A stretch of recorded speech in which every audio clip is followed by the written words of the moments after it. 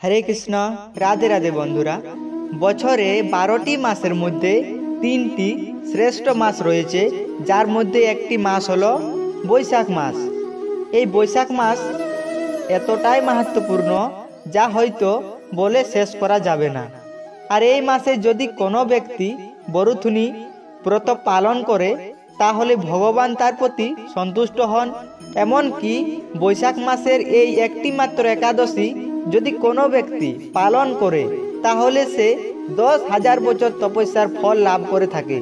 তাই আপনারা ধৈর্য ধরে এই বরুথিনী একাদশীর মাহাত্ম্য কথাটি শ্রবণ করুন।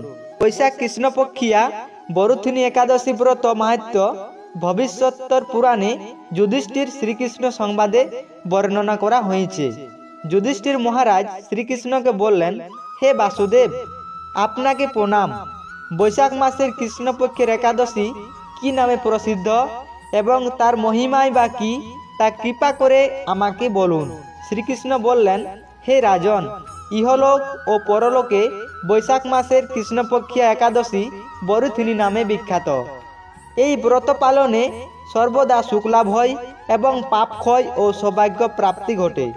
দুর্ভাগা স্ত্রীলোক এই ব্রত পালনে সর্বসৌভাগ্য লাভ করে থাকে। ভক্তি ও মুক্তি প্রদানকারী এই ব্রত সর্ব পাপ হরণ এবং গর্ভবাস যন্ত্রণা বিনাশ করে। এই ব্রত প্রভাবে মান্ধাতা ও দুন্দুমার আদি রাজারা দিব্য ধাম লাভ করেছেন। এমনকি মহাদেব শিবও এই ব্রত পালন করেছিলেন। 10,000 বছর তপস্যার ফল কেবলমাত্র এক বরুথিনী ব্রত পালনে লাভ হয়। যে শ্রদ্ধাবান ব্যক্তি এই ব্রত পালন করেন তিনি ইহলোক ও পরলোকে সমস্ত প্রকার বাঞ্ছিত ফল লাভ করেন। হে নৃপশ্রেষ্ঠ, অশ্বদান অপেক্ষায় গজদান শ্রেষ্ঠ। গজদান থেকে ভূমিদান, তা থেকে তিলদান, তিলদান থেকে স্বর্ণদান এবং তা অপেক্ষাও অন্নদান শ্রেষ্ঠ। অন্নদানের মতো শ্রেষ্ঠ দান আর নেই।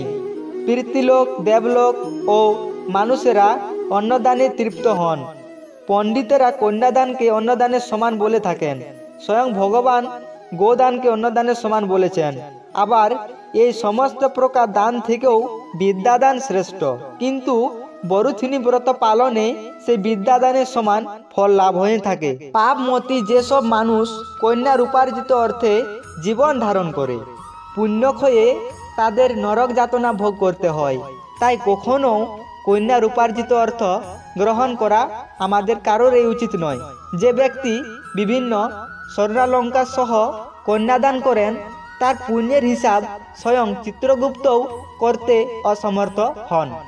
কিন্তু বরুথিনী ব্রত পালনকারী কন্যাদান থেকেও বেশি ফল লাভ করে। ব্রতকারী ব্যক্তি দশমীর দিনে কাঁসার পাত্রে ভোজন, মাংস, মুসুর, ছোলা, শাক, মধু, অন্যের প্রদত্ত অন্নগ্রহণ, 2 বার আহার ও মৈথুন পরিত্যাগ করবে। দ্রুতক্রিয়া, নেশাজাতীয় দ্রব্য, দিবানিদ্রা, পরনিন্দা, পরচর্চা, প্রতারণা, চুরি, হিংসা, মৈথুন, ক্রোধ ও মিথ্যাভাষণ একাদশীর দিনে বর্জনীয়। কাঁসার পাত্রে ভোজন, মাংস, মসুর, মধু, তেল, মিথ্যাভাষণ, ব্যায়াম, 2 বার আহার ও মৈথুন এইসব দ্বাদশীর দিনে পরিত্যাজ্য।